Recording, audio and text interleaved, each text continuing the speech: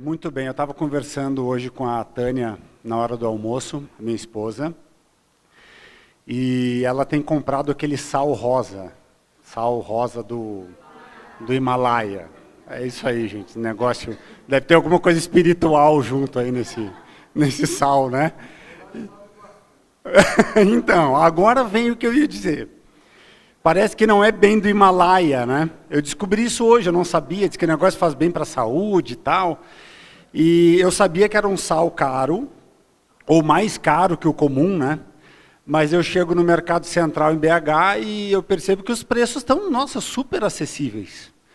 E aí o que eu imagino, né, na minha inocência? Bom, popularizou o negócio, então naturalmente ficou mais barato. Está acessível para todo mundo. E a minha esposa me disse hoje que, inclusive, aquele sal rosa do Himalaia, tem lá em casa, né? Ele não é do Himalaia, ele é de Nova Iguaçu. Então, que coisa isso, né? Aí eu perguntei para ela, então, mas como é que a gente sabe? Não, se você bota na água, você vê que a cor, a tinta, olha isso. Sai a tinta do sal. Anilina pura, né? Gente, que praga esse negócio, né? Um tempo atrás era, sei lá, o que era ácido no leite, papelão na carne, que mais? Dinheiro na cueca, né? Enfim, é uma maracutaia, uma malandragem, um negócio assim complicado, né, de a gente olhar e dizer, poxa, mas que país é esse que a gente vive? O Crasso falou que música bonita, e é mesmo. Uma música tão bonita, e que remete a olhar para Deus, né? Não tem saída.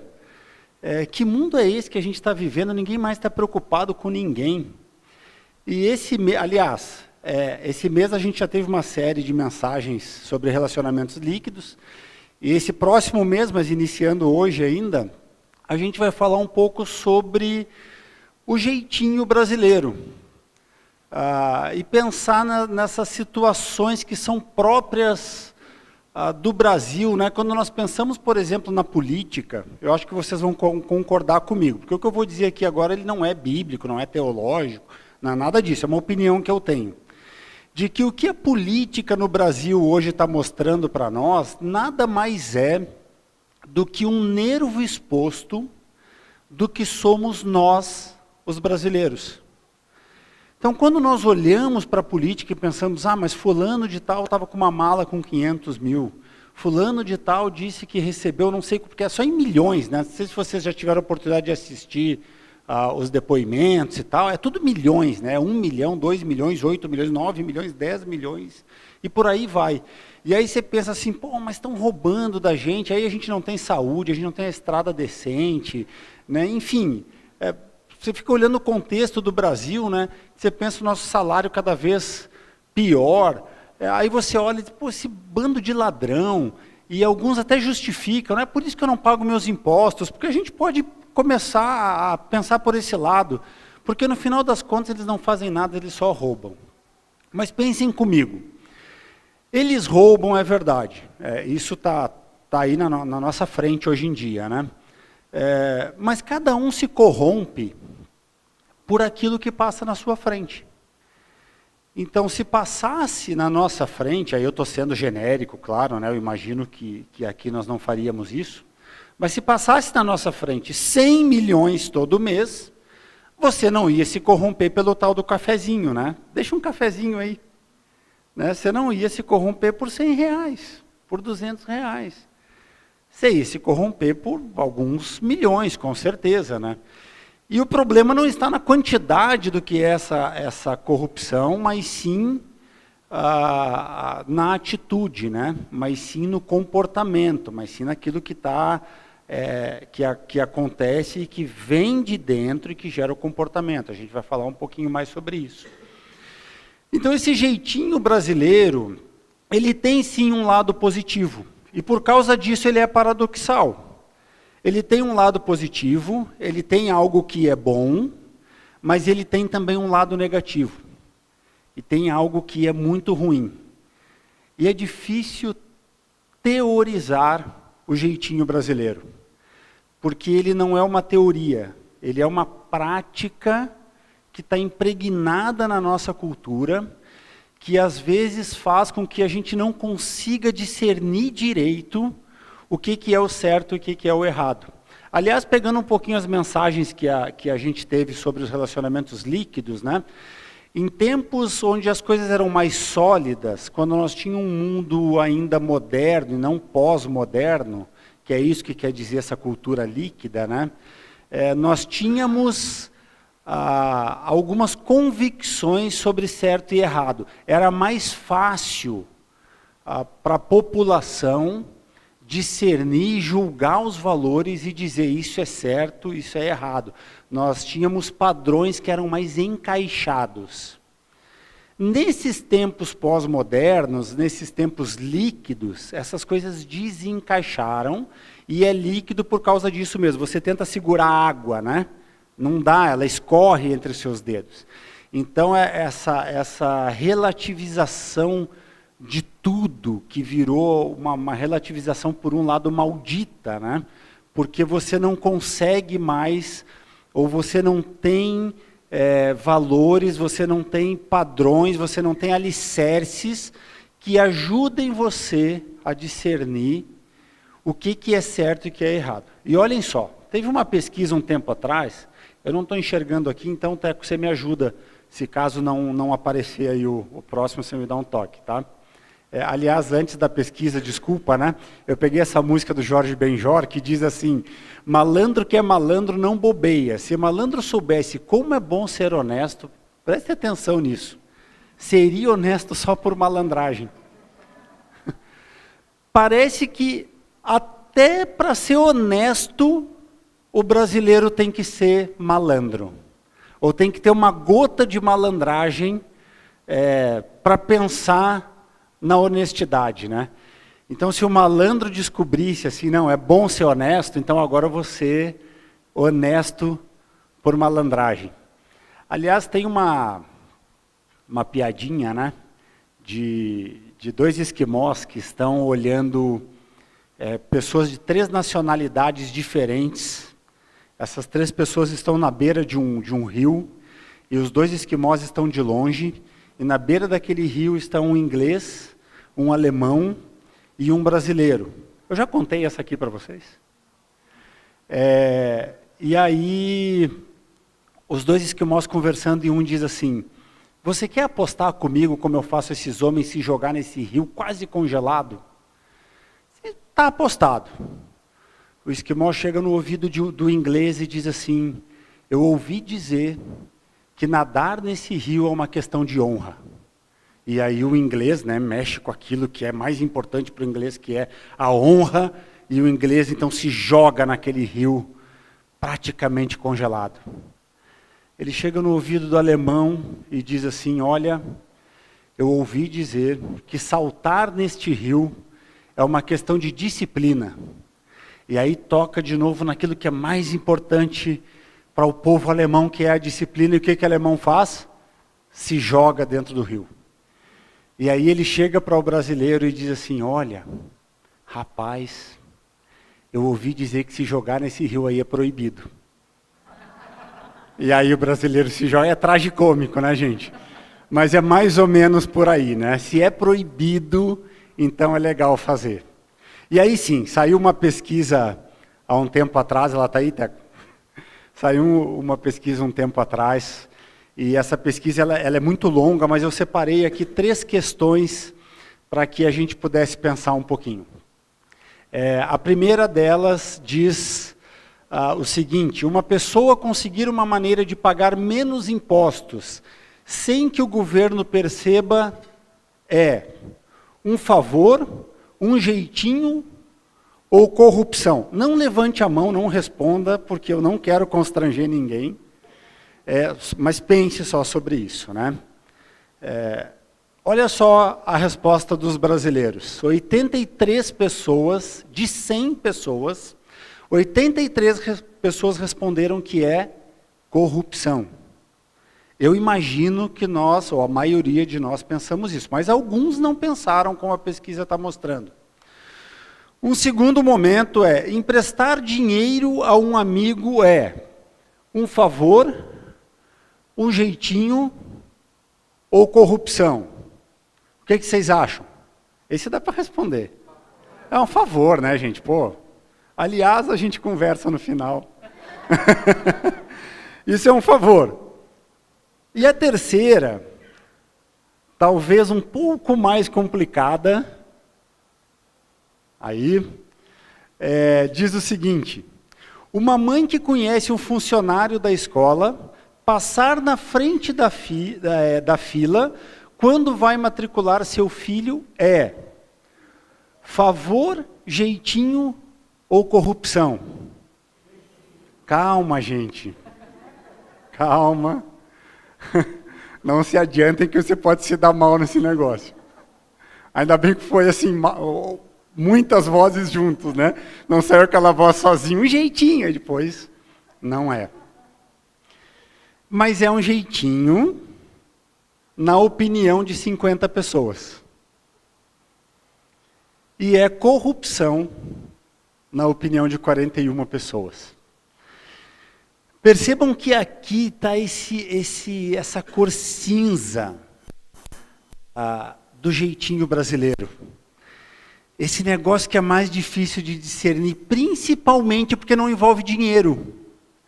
Porque a primeira questão, que é quanto ao pagamento de impostos sem que o governo saiba, é mais fácil a gente olhar e dizer, não, isso é corrupção. Se eu recebo dinheiro de alguém para furar a fila, nós diríamos com mais convicção, isso é corrupção, porque envolve dinheiro. Mas quando não envolve dinheiro, aí o jeitinho parece que quer prevalecer sobre a corrupção. E aí o jeitinho encontra no brasileiro, assim como um carrapato, né? O carrapato precisa de um hospedeiro, né? Ele não consegue sobreviver sem um hospedeiro, porque ele fica ali sugando sangue. O jeitinho, ele não é uma entidade em si, né? Ele não é uma pessoa. Nós estamos falando de um modo que às vezes parece uma pessoa, mas ele não é. Ele depende de um hospedeiro.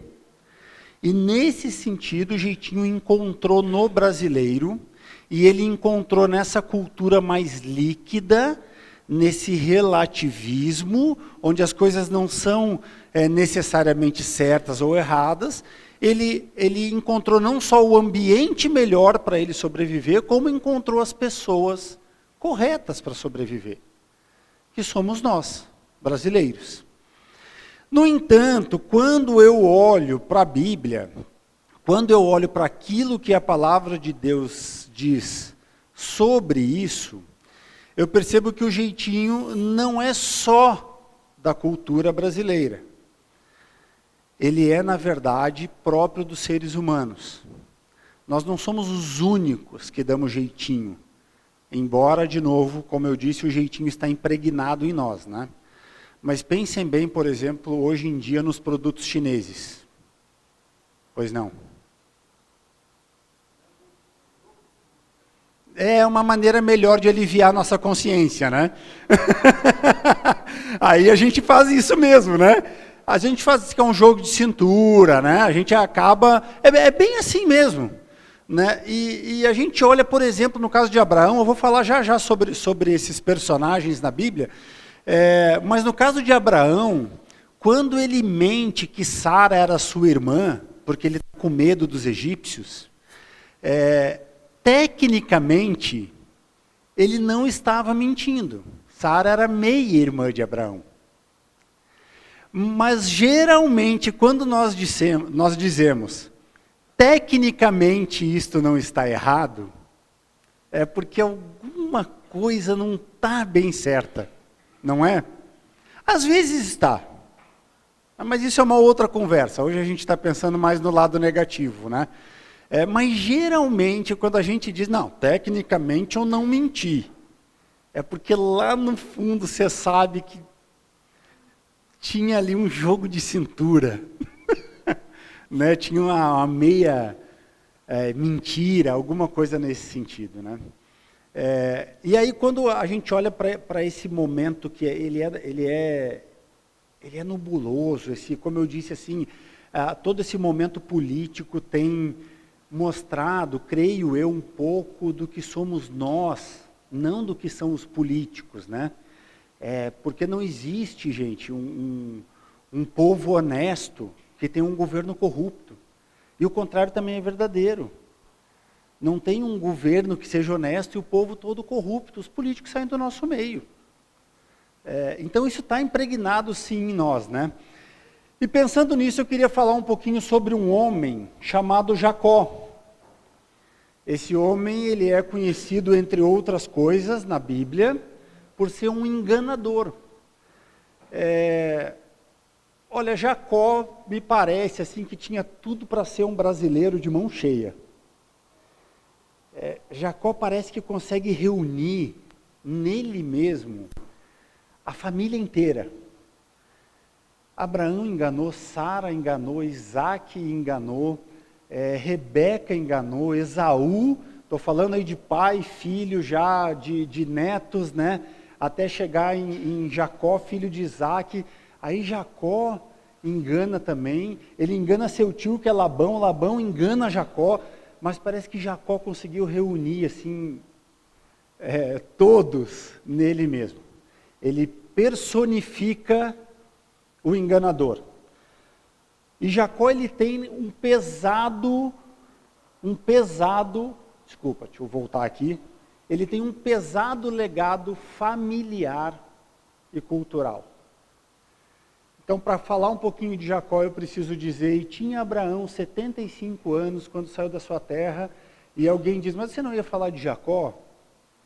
Ia, mas para falar de Jacó, vou, mas para falar de Jacó, eu preciso começar pelo seu avô, Abraão. Abraão recebe uma promessa de Deus, dizendo que ele se constituirá numa grande nação, que a partir dele, nações iriam proceder de Abraão, e Deus diz para ele, sai da tua casa, sai do meio dos teus parentes, e vai para uma terra onde eu vou te mostrar. E Abraão, movido pela confiança em Deus, ele faz isso, ele sai de fato da sua terra, ele pega a sua esposa e tudo que ele tem, e vai para uma outra terra, na confiança de que Deus irá cumprir a promessa, mas tem um problema para essa promessa ser cumprida. O problema é que a sua esposa era estéril. E Sara não poderia ter filhos. E como é que Deus faria de Abraão uma grande nação, se a sua esposa não poderia ter filhos?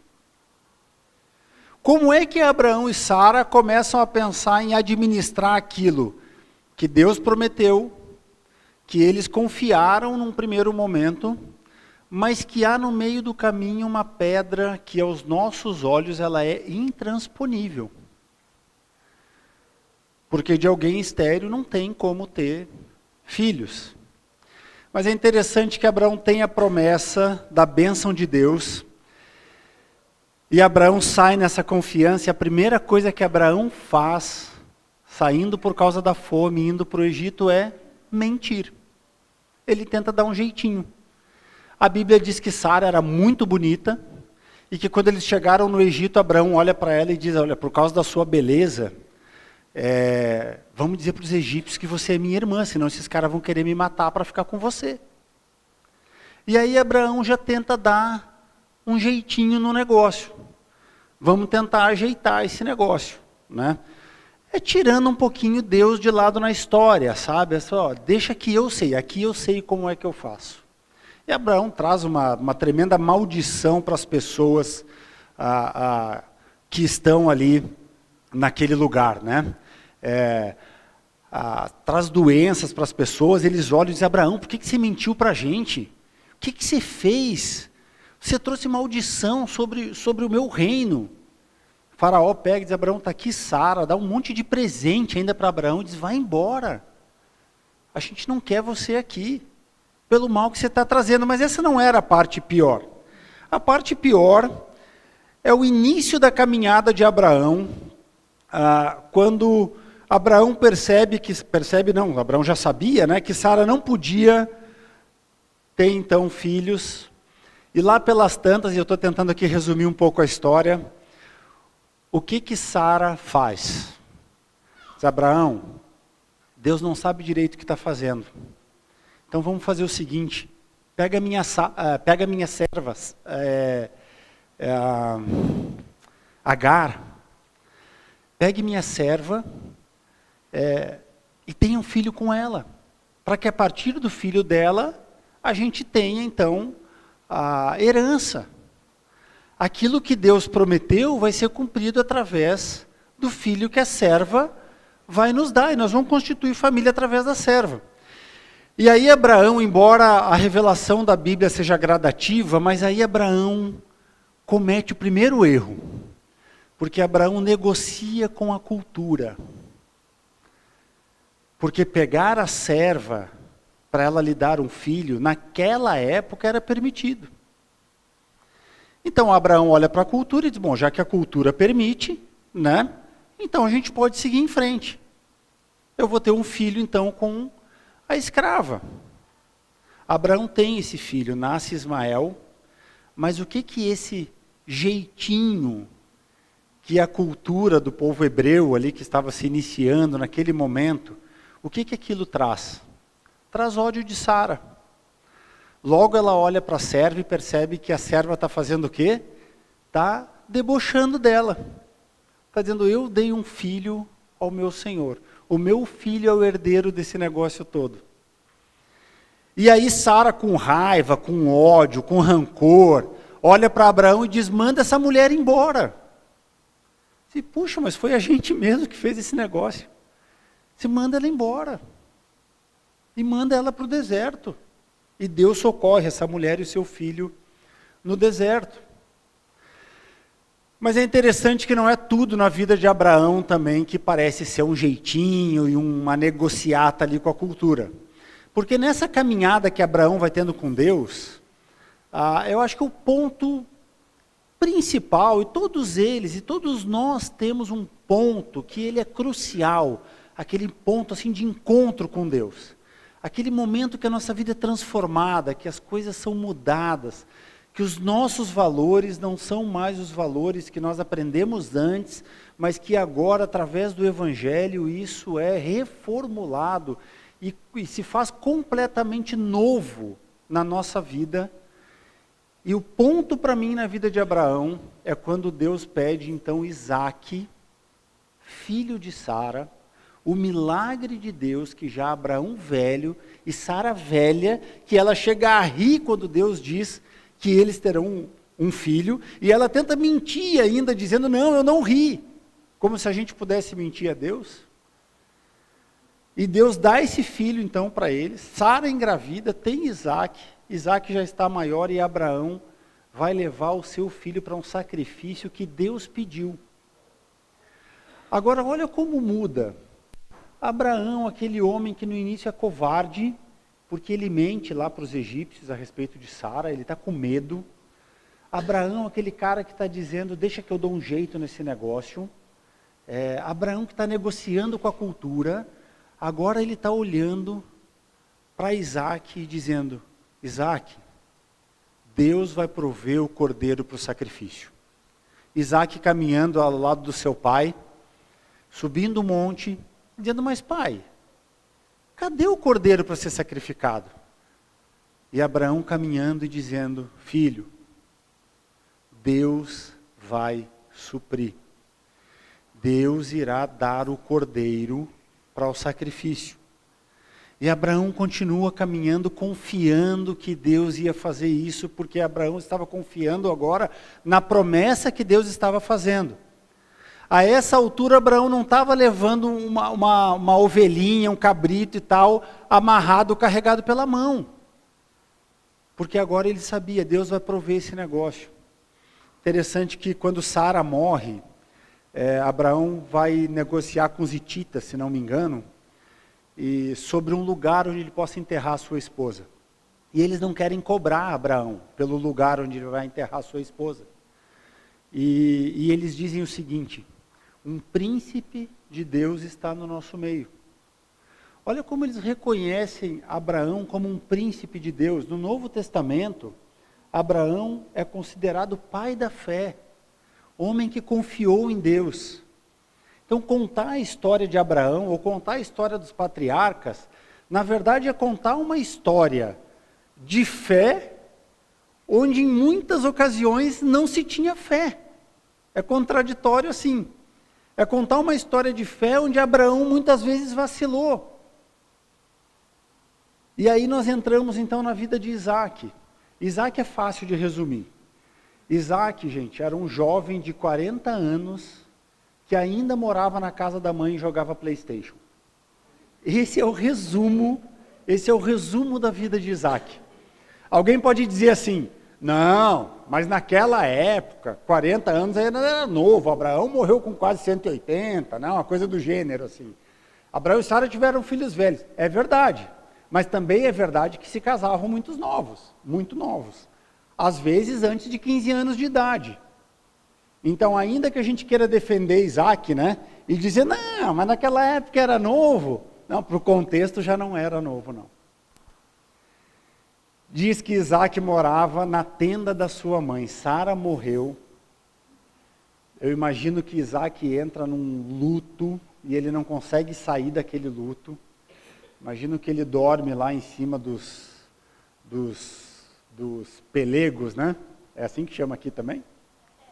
Isso, as peles de animais e tal, né? Que era lá a cama da mãe dele. Imagino que ele dormia lá sentindo o cheirinho da mãe, encolhido, posição fetal, né? Cadê minha mãe e tal? E ele com 40 anos, e o pai tem que pegar o seu servo, Eliezer, arranja uma mulher para esse moleque, rapaz. Mais ou menos por aí. Vamos arranjar um casamento. Aí, também é da cultura, os casamentos arranjados, é verdade. Mas Isaac não se presta nem para se levantar e dizer, eu vou junto. Deixa eu ver quem é. A Bíblia diz que Isaac, ele é consolado somente quando chega Rebeca. Estava já confundindo com Raquel, porque é tanta gente na família.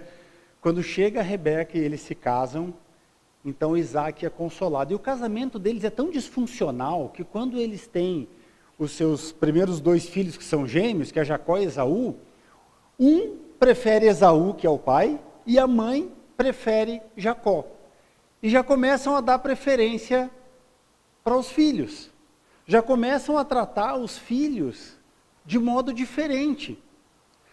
E Jacó, e aí sim a gente vai chegando pertinho de Jacó, né? Jacó nasce em um ambiente onde o vô já dava o seu jeitinho, já fazia lá suas pilantragens. O pai. A mãe a mesma coisa. Não, gente, desculpa, o vô. Estou falando de Jacó agora. De Jacó, não de Isaac, de Jacó. O vô dava o seu jeitinho, fazia suas pilantragens, a avó a mesma coisa, né? Aí ele olha, Isaac e Rebeca, e aí Isaac e Rebeca já num casamento complicado, né? Onde já se casam mais tarde, onde tem preferências pelos filhos, e diz a Bíblia que Jacó nasce agarrado no calcanhar do seu irmão, por isso ele tem esse nome Jacó, que também tem um outro sentido, que é enganador. Os nomes daquela época tinham algo interessante, porque tinha a ver com a personalidade. E aí eu lembrei daquele menino, né, que rodou a internet, que foi roubar a casa de um tatuador, e o cara tatuou a testa dele, né? Ladrão e vacilão, né? Uma coisa assim. E aí eu fiquei imaginando o seguinte, já pensou se fosse tatuado na nossa testa aquilo que nós somos de fato? Aquilo que está no nosso coração? Já pensou, a gente aqui agora, vocês olhando para minha testa, escrito uma coisa do tipo, ladrão e vacilão, né? E eu olhando para a testa de vocês e está escrito ali, sei lá... Tem gente que já está botando a mão na testa, né? Deixa eu esconder a testa, né? Mas sei lá, mentiroso. Oi? Não, esse não teria. Esse não teria. Lamentavelmente esse. Mas poderia ter perna de pau, né? Poderia estar escrito mentiroso, adúltero. Que mais, gente? Tanta coisa. Já pensou estar escrito isso na sua testa o tempo inteiro? É assim que Jacó nasceu. Assim, ó, enganador. Já escrito na testa. E aí Jacó, sim, Jacó é um doutor no jeitinho, né? Jacó já tenta nascer antes do seu irmão, como quem está dizendo, volta e deixa eu sair primeiro. Mas Jacó negocia, como Esaú sai primeiro, ele é o primogênito. E Jacó negocia com seu irmão primogenitura. Seu irmão está com fome e Jacó se aproveita de uma situação. Ele olha para o seu irmão e diz assim, você quer comida? Ou melhor, né? O irmão pede, eu quero comida. Aí Jacó olha para ele e diz, eu te dou comida, mas você me dá o seu direito de primogênito, está feito. E ele vai lá e faz o negócio com o seu irmão. Mas Jacó não faz só isso. Jacó mais tarde, e aí pela mão da sua mãe, eles enganam o pai e o irmão. E aí olha o que Rebeca faz, gente. Eles chegam a fazer um teatro. Como Esaú era muito peludo, tinha pelos no corpo, eles botam um manto, né, uma pele de animal sobre Jacó, para Jacó enganar o pai e receber a bênção que era do seu irmão. Aí Jacó vai lá e engana seu pai pela mão da sua mãe. A mãe está ensinando. Vamos fazer assim, meu filho. Eles vão lá e enganam o pai. Jacó ganha o direito. Quando Esaú chega com a caça, a bênção já estava dada. Esaú tem tanto ódio, que ele diz, eu vou matar meu irmão. Gente, eu tenho um irmão, eu não consigo pensar em matar meu irmão, sinceramente. Talvez porque eu não tive o ódio que Esaú teve. Mas se alguém já teve isso na família, deve ser uma coisa muito triste, né? Chegar ao ponto de pensar assim, olha, eu vou bater na cara do meu irmão, eu vou dar um soco na cara dele, vou ser violento com ele. Para uma mãe e para um pai, então, isso deve ser destruidor. Dentro da família, você vê esse tipo de briga, né, que pode acontecer. E aí Rebeca e Jacó percebem a bobagem, o jeitinho que eles dão para enganar todo mundo. E aí o que Rebeca faz? Meu filho foge. Aí numa coisa eu vou concordar com o nosso ex-presidente Lula. Não estou falando de política aqui, tá? Mas eu vou concordar com ele numa coisa.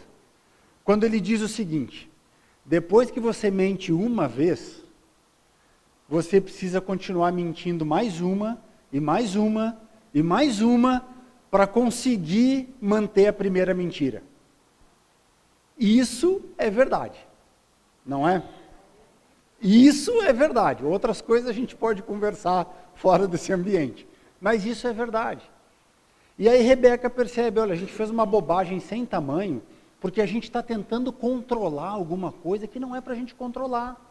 A gente está tentando controlar aquilo que Deus já prometeu a Abraão. E que agora vem também para Isaac. E que vem também para Jacó. Mas todos nós ficamos tentando dar um jeitinho. Um joguinho de cintura. É como a gente olha e está dizendo assim, olha, no fundo, Deus não sabe fazer esse negócio direito. E já que Ele não sabe fazer isso direito, eu vou fazer acontecer. Foi isso que Sara fez com a escrava. É isso agora que Jacó está fazendo com a sua mãe. Então percebam que Jacó aprende dentro da família. E a família é o primeiro núcleo onde nós aprendemos questões que são relevantes à nossa cultura. Porque falar de jeitinho é falar de cultura brasileira. E falar de cultura bom, nós temos hoje mais de 160 definições de cultura só nas ciências sociais. Mas falando grosso modo, é o jeitão de um povo mesmo. É o jeito como a gente sente, o jeito como a gente se comporta, o jeito como a gente pensa, isso é cultura. E o primeiro lugar que a gente aprende sobre isso, o primeiro núcleo, a primeira célula é a família. E Jacó está aprendendo na família, como Isaac aprendeu na família. Por isso que Jacó recebe esse pesado legado, né? Esse legado pesado da sua família. Porque ele vem aprendendo a negociar com a cultura. Ele vem aprendendo sobre o Deus do seu avô Abraão, do seu pai Isaac, mas ele também vem aprendendo a dar um jeitinho, a fazer acontecer. E a gente aprende isso nessas nossas relações culturais também. Nós aprendemos no seio da nossa família. E aí então Rebeca diz, Jacó foge. Jacó foge e vai ao encontro do seu tio Labão. E aí começa outra lambança na vida de Jacó. Quando Jacó encontra o seu tio Labão, uma frase para mim que é muito impactante e que a Bíblia revela para nós, é que Jacó conta toda a história do que aconteceu, toda a pilantragem que ele e Rebeca fizeram, e Labão diz assim, você é sangue do meu sangue.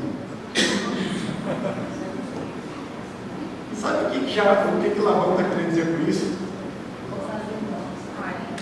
Não só vou fazer igual, isso também era a segunda coisa que eu ia dizer, mas é isso também, né? Você é sangue do meu sangue. A pilantragem, ela não passa biologicamente, viu gente? Isso se passa por cultura, não é pelo sangue. Mas aqui, ele está dizendo assim, primeiro, nós somos do mesmo saco, que é isso aí mesmo, né? Mas no segundo momento ele está dizendo assim, mesmo que você fez essa lambança toda, eu vou te proteger. E aí é um erro que nós cometemos também, às vezes com os nossos filhos, às vezes com algum parente, que é acobertar aquilo que está sendo feito errado. Que é olhar e dizer, já que é sangue do meu sangue, o tratamento aqui é outro. Se fosse em outro lugar, o que eu ia dizer? Você está ficando doido.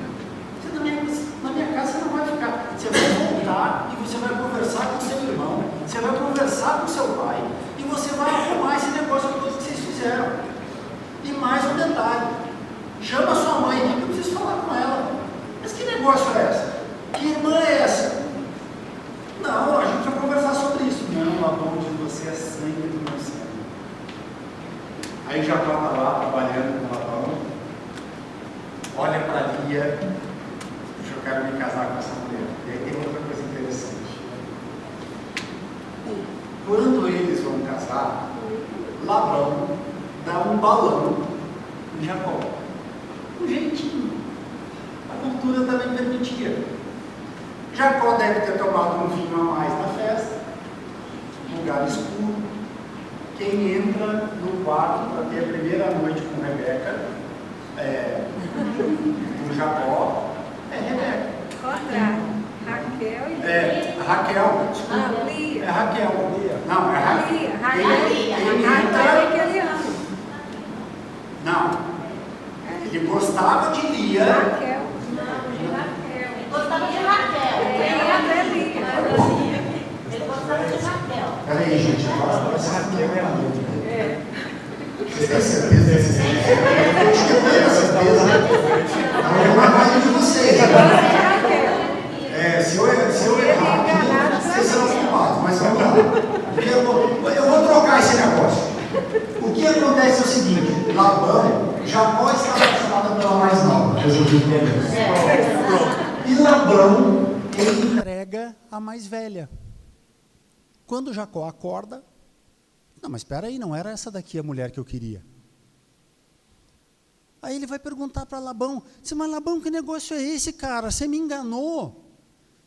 Eu queria a mais nova, agora eu não posso mais dizer os nomes. Eu queria a mais nova, você me dá a mais velha. E aí o que Labão responde para Jacó? Não é o nosso costume entregar primeiro a mais nova. De novo, aquele momento em que a cultura devia ser confrontada. de novo aquele momento que, se Labão pensasse um pouquinho melhor, ele não teria provocado o caos que foi provocado entre Raquel e Lia, entre as duas irmãs. Porque depois depois de 7 anos, aí Jacó trabalha, de 7 anos, ele tem as duas como esposas. E uma começa a dar filhos para Jacó, e a outra não. E assim como a escrava, a irmã olha e diz, viu, eu estou dando filhos para Jacó, e você não.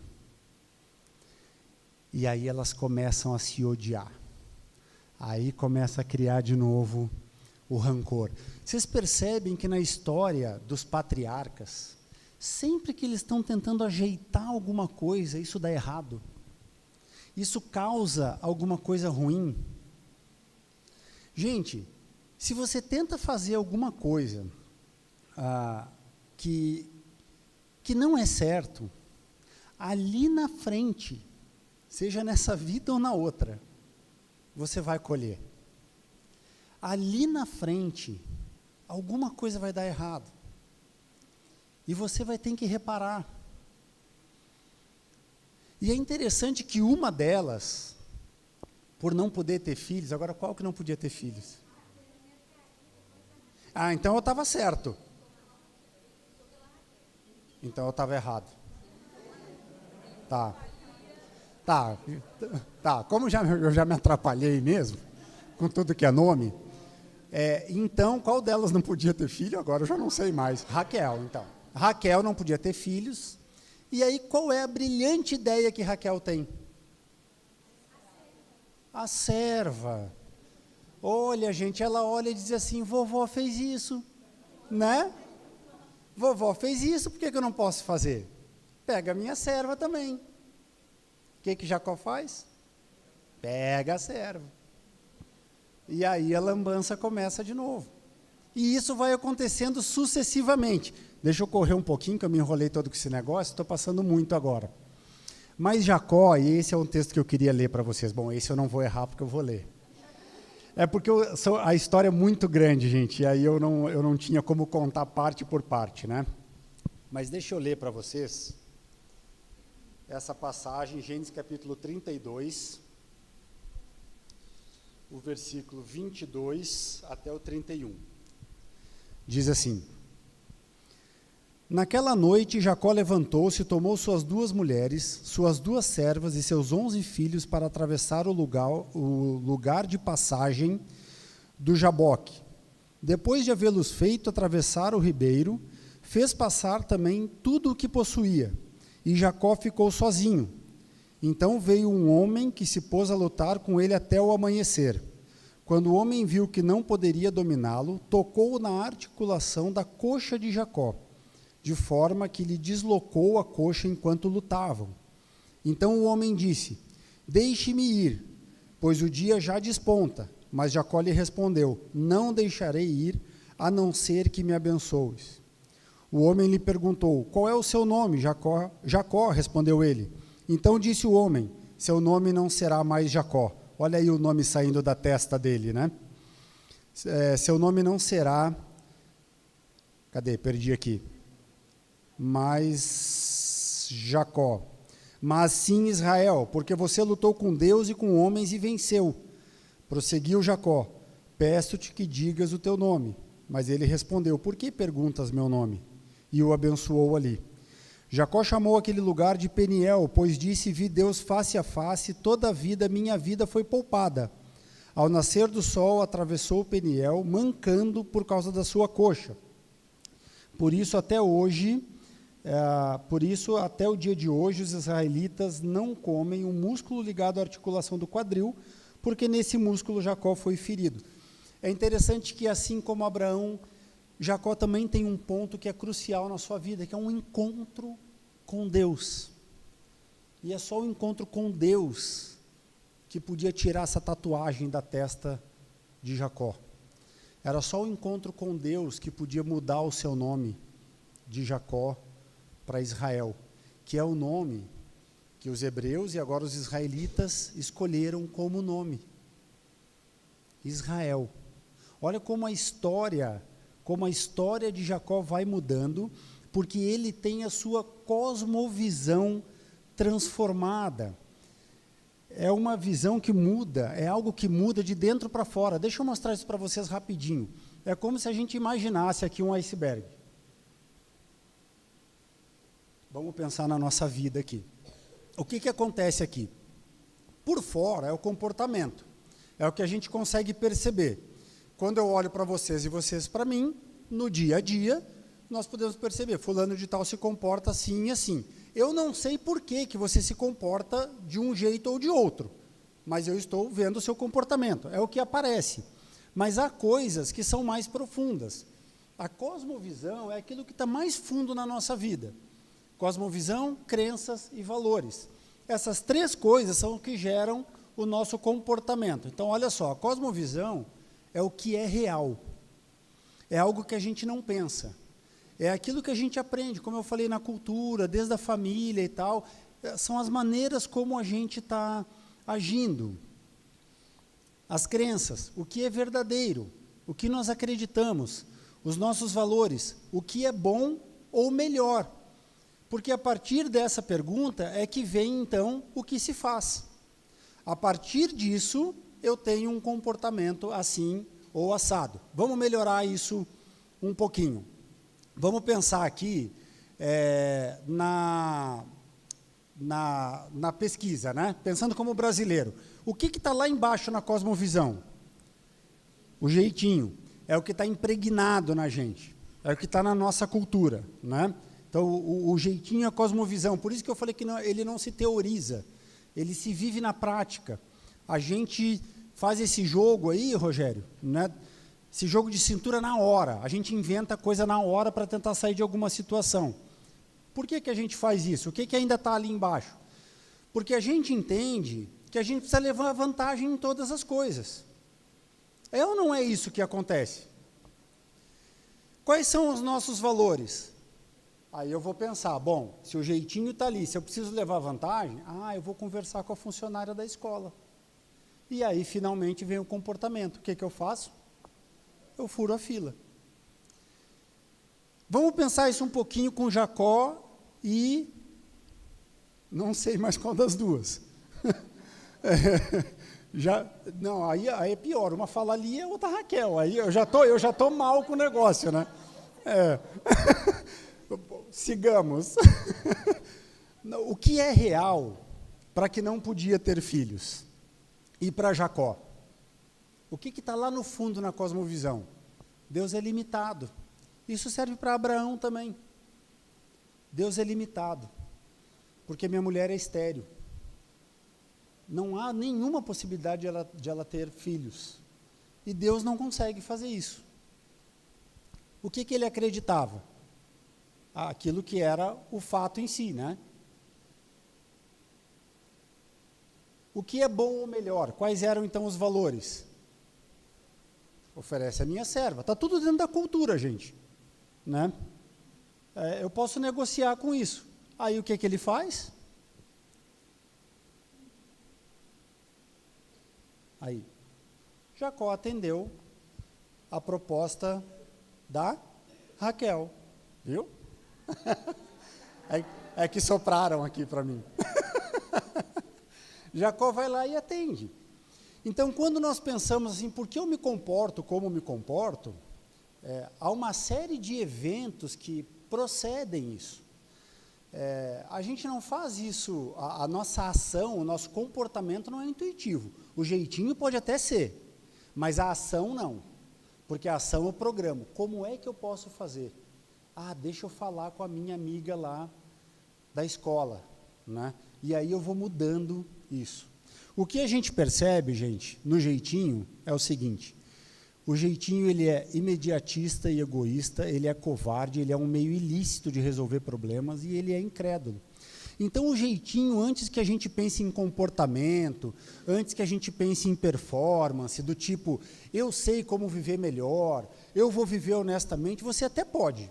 Você não precisa de Deus para isso, para viver honestamente. Você pode viver honestamente sem Deus. Mas em algum momento,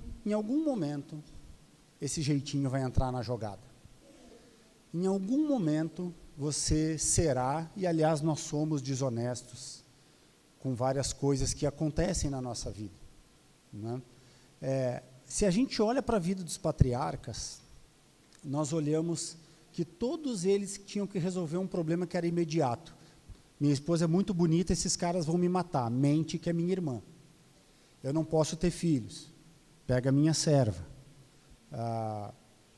Vamos resolver o problema do jeito que der, mesmo que os meios irão justificar os fins disso. Mas antes de ser um comportamento, antes de ser um problema ético, antes de ser um problema moral, ele é para nós, antes de tudo, um problema espiritual. Ele tem a ver com a nossa espiritualidade. Ele tem a ver com aquilo que nós pensamos e que nós cremos com relação a Deus. Se eu creio que Deus está construindo a minha história e que Ele me chamou para caminhar no seu reino, assim como fez com Abraão, Isaque e Jacó, se eu creio nisso, eu vou saber esperar o momento certo para que Deus tenha a sua ação e não a minha. Eu não preciso fazer acontecer. Nós tentamos dar um jeitinho quando nós tiramos os olhos da eternidade. Acho que foi o Crasso que falou aqui um dia, que é os pés aqui, mas os olhos na eternidade. E é exatamente isso. Quando nós tiramos os olhos da eternidade, o que nós pensamos é que tudo na nossa vida se resume ao aqui e agora. Tudo pertence ao aqui e agora. E por isso eu preciso dar um jeitinho. Eu preciso tentar fazer acontecer esse negócio. Teve um senhor polonês, acho que eu não vou me arriscar a dizer o nome dele, mas ele disse o seguinte,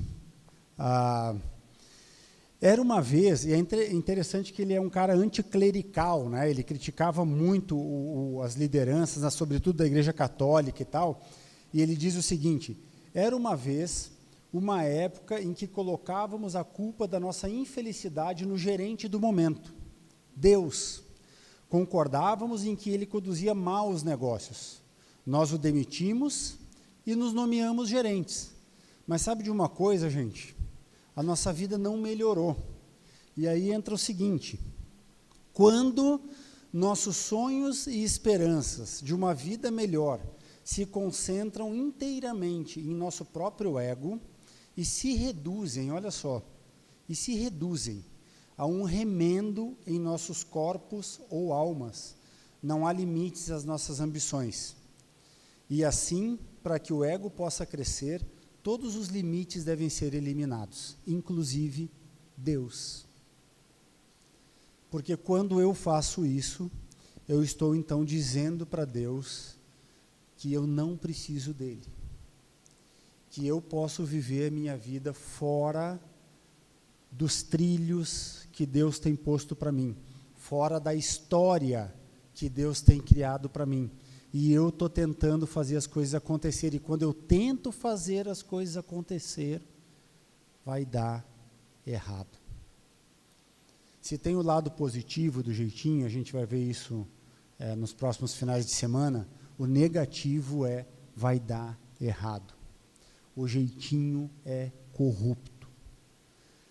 Esse negócio de deixar ele naquele limbo, naquele negócio cinza, sabe? Não, mas tecnicamente não está errado. O lado negativo do jeitinho brasileiro é corrupto.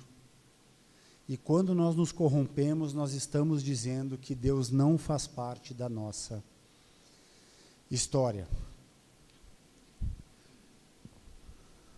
Para refletir e praticar, quando nós olhamos para a nossa cultura, e uma resposta aqui para nós já é evidente, né? Quais são os pontos que nós precisamos confrontar? Quais são aqueles pontos da nossa cultura que é aceito, mas que exclui Deus da história da sua vida? O jeitinho é um deles, a gente está vendo aqui. Mas deixa eu fazer outras perguntas para vocês. Qual o legado que você vai deixar? O que você está ensinando para seus filhos, como a gente viu em Abraão, Isaac e Jacó?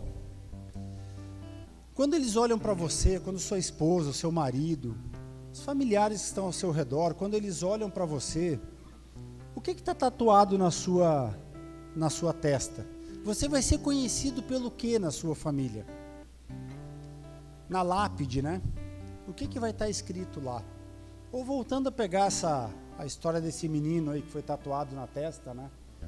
O que vai ser tatuado na sua testa? Agora, pensando em praticar, comece a mudar a história da sua vida agora. E eu fiz questão de colocar agora e não hoje. É agora mesmo, nesse momento. Mudar pela confiança em Deus. Porque é diferente eu dizer que eu creio que Deus existe e confiar nele. Porque me disseram uma vez que Pedro Álvares Cabral descobriu o Brasil. O livro de história está dizendo, eu acredito que Pedro Álvares Cabral descobriu, aqui entre aspas, o Brasil. Então você pode ter um conhecimento sobre Deus por causa de um momento histórico qualquer. Mas confiar em Deus é diferente. Colocar a confiança em Deus é diferente. É ser chamado para o seu reino e caminhar agora conforme a história que Deus está construindo na sua vida. E aí talvez você faça a pergunta para mim, beleza, mas como é que eu faço isso? E aí eu separei um versículo de Romanos capítulo 12, versículo 1 e 2, e vocês podem anotar aí no seu celular, se você trouxe sua Bíblia, marcar nela, e eu vou usar aqui a mensagem, a Bíblia Mensagem, porque ela traz de uma maneira explicativa, e eu achei interessante como foi colocado na Bíblia Mensagem. Diz assim: portanto, com a ajuda de Deus, quero que vocês façam o seguinte: entreguem a vida cotidiana, em outras linguagens vai dizer entreguem a sua vida como sacrifício vivo. Entreguem a sua vida cotidiana, o dormir, o comer, o trabalhar, o passear, a Deus como se fosse uma oferta. Receber o que Deus fez por vocês é o melhor que podem fazer por Ele. Aí continua, não se ajustem, olha só gente, não se ajustem demais à sua cultura, a ponto de não poderem pensar mais. Porque a cultura, como diz o texto aqui, ela vai nos puxando para baixo. A cultura, quando você esquece o reino de Deus, o que a cultura vai fazendo com você é esse relativismo que a gente vive hoje. Não tem mais certo e errado. Você vive do jeito que você quiser. Deus, nossa, isso vira quase uma piada falar nisso. Não tem mais a ver com questões espirituais. Então não se ajustem demais à sua cultura, a ponto de não poderem pensar mais. Em vez disso, concentrem a atenção em Deus. Vocês serão mudados, olha aí a cosmovisão, de dentro para fora. Só mudar o comportamento não adianta. Você precisa ter um encontro com Deus. Os patriarcas tiveram, Abraão teve, em especial quando estava levando Isaac para o sacrifício. E Jacó, quando estava ali naquele vale, lutando com um anjo de Deus. E ali Jacó fica entre a cruz e a espada, porque ele é ferido na sua coxa, que é um sinal do pacto que Deus está estabelecendo com ele, de abençoar ele. Mas aqui também tem uma coisa interessante. Jacó não podia mais fugir, porque ele fugia de Labão, o seu sogro, e estava indo ao encontro de seu irmão Esaú, a quem ele estava com medo, aquele irmão que ele enganou. E agora Jacó manco, nem fugir ele podia mais. E Jacó teve que ter um encontro com o seu passado para acertar a sua vida a partir do seu presente e poder então continuar a sua jornada com Deus livre. E é isso que Cristo traz para nós: libertação. Se tem alguém, gente, que pode fazer alguma mudança nesse país, somos nós que seguimos a Deus e que somos transformados de dentro para fora, porque Cristo verdadeiramente nos libertou. Então, você quer mudar isso? Comece essa mudança por dentro. É aí que o Evangelho deve começar. Amém? Vamos orar? Senhor, nós te agradecemos por essa noite, agradecemos pela sua palavra, agradecemos porque ela nos desafia, ela nos confronta e, sobretudo, ela nos traz transformação, Senhor. Porque se isso não acontecer nas nossas vidas, de fato não é a tua palavra, mas é um outro evangelho. E nós pedimos ao Senhor, nessa noite, que possamos ser um testemunho vivo para a nossa nação, de pessoas que não andam corretamente por causa da sua própria força, porque acham que são melhores que os outros, não por isso, mas porque são pessoas que te conhecem, que pertencem ao teu reino e sabem que as coisas não se resumem a essa vida. Senhor, então nos ajuda numa sociedade como a nossa, numa cultura como a nossa, nos ajude, Senhor, a viver de maneira digna do teu reino, do teu evangelho, para que as pessoas possam perceber que príncipes do Senhor habitam aqui esse lugar e levam o teu nome. Em nome de Jesus. Amém. Amém.